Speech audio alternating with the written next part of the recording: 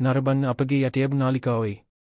අද අපි ඔබ සමග බෙදාගන්න යන අතිශය දක්බර පොතක් වන අතර ඒ බොහෝ දිනාගේ හදවත් කම්ප කර තිබේ. අප ඉදිරියට පැමිණ ඇත්තේ ඉතා විශාල පරිකාශයක් වන අතර ඒ ඔහුගේ පැතිරේගේ පරිකාශයයි. ඔහුගේ පැතිරේගේ පරිකාශය ඇසවිට ඔබත් පුදුමයට පත්වන ඇති. පැතිරේ තම මැව ගැන හෙළි කළ සතියක් ඇසවිට සියලු දෙනාගේම සහය නැතිවෙන්න තරම් වූයේ.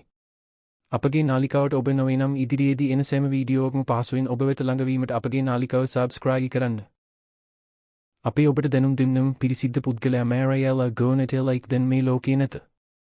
ඇයගේ අභවය පිළිබඳ පැවති පැමිණීමත් සමග ඇයගේ රසිකයන් සහ ආදරවන්තයන් දැඩි ශෝකයට පත්ව සිටිති. මෑරයලා ගෝනෙටෙලයික් ඇගේ අන්නයි පුරුෂය සභායතය සහ තම ක්ෂේත්‍රයට කළ විශිෂ්ට සේවවන් නිසා සිදුකාලකව මතකයේ රැඳෙනු ඇති. ඇගේ ජීවන ගමන් බොහෝ දෙනට ආදර්ශවත් වූ අතර ඇය තම හැකියාවන්ගෙන් අසගත් හදවත දිනාගත්තේ.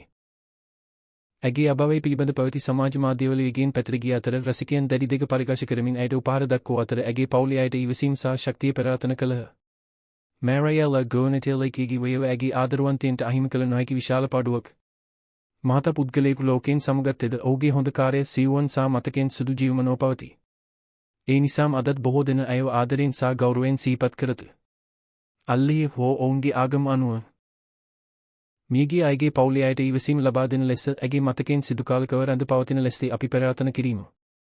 ඔබත් කමෙන්ට්ස් තුල ඔබගේ ශෝක පණිවිඩය සහ ප්‍රාර්ථනා අනිවාර්යයෙන්ම පළ කරන්න සහ ඔබ ඇගේ රසිකයෙක් නම් ඇගේ කොමන් කතාවක් හෝ කොමන් කාර්යයක් ඔබට වැඩියෙන්ම කැමති වේදී අපට කියන්නේ.